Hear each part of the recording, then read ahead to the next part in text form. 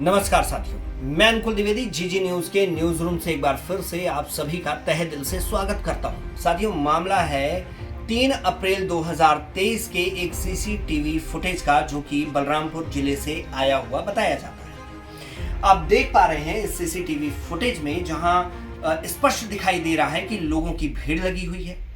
एक व्यक्ति कुछ लोगों से बातचीत कर रहा है और तभी उग्र होकर वह व्यक्ति 2 लोगों की पिटाई उस भीड़ में कर देता है।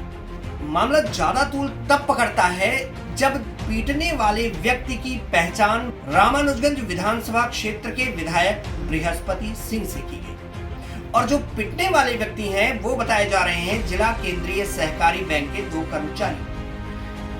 ज्ञात सूत्रों के मुताबिक जब हमारी टीम ने इस पे और तफ्तीश की तो पता चला कि ये पूरा का पूरा मामला बैंक के कर्मचारियों के द्वारा अपने कार्य में अनियमितता और लापरवाही बरतने का है, जहां पर उन्होंने जन सेवा के कार्यों में लापरवाही बरती, जिसके कारण जनता को परेशानी हुई। इस कारण इस पूरे मुद्दे में बृहस्पति सिंह को आना पड़ा।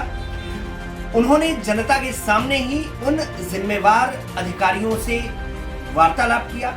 मामला बिगड़ा, विधायक उग्र हुए और उन्होंने वही निर्णय करते हुए जनता के सामने ही उन कर्मचारियों को दंडित किया पीटकर।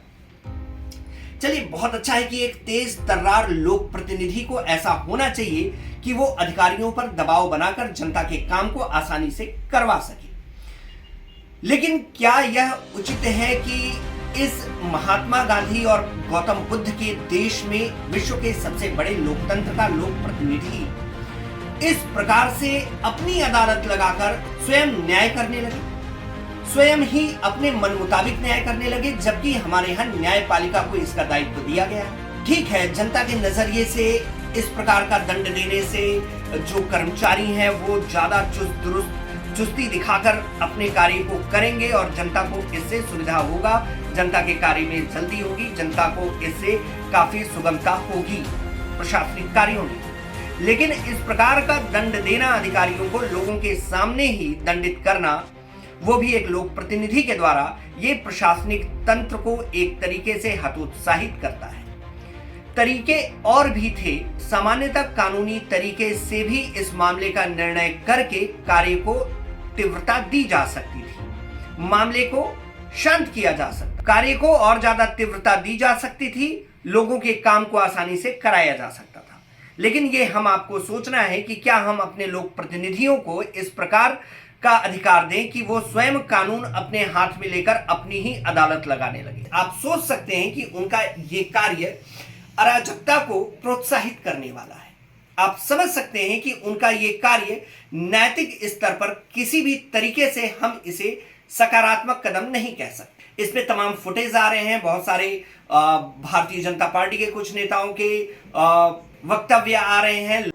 कल ही मुझे रामानुजगंज कोऑपरेटिव बैंक में घटित हुई घटना के बारे में मालूम हुआ कि वहाँ एक जनप्रतिनिधि के द्वारा वहाँ पहुँच करके किस प्रकार से कर्मचारियों को धमकाया गया, मारपीट किया गया, बेइज्जत किया गया, सार्वजनिक रूप से बेइज्जत किया गया, जिसमें कि बंद समाज के भी उसमें एक कर्मचारी है, बाकी समाज के भी लोग कर्मचारी हैं।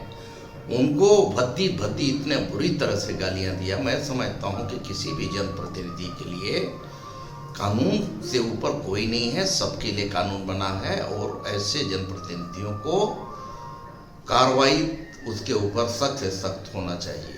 इस पूरे के पूरे मामले को राजनीतिक स्वरूप दिए जाने का प्रयास किया जा रहा है, लेकिन इस पूरे मामले का सटीक निर्णय तभी किया जा सकता है जब पीड़ित पक्ष का बयान भी हमारे समक्ष प्रस्तुत हो, ताकि हम उस पर एक सही निर्णय लेकर जनता को इस पूरे घटना का सारांश बता सकें। बहरहाल जीजी न्यूज में मैं अनुकुल द्विवेदी, यहीं तक।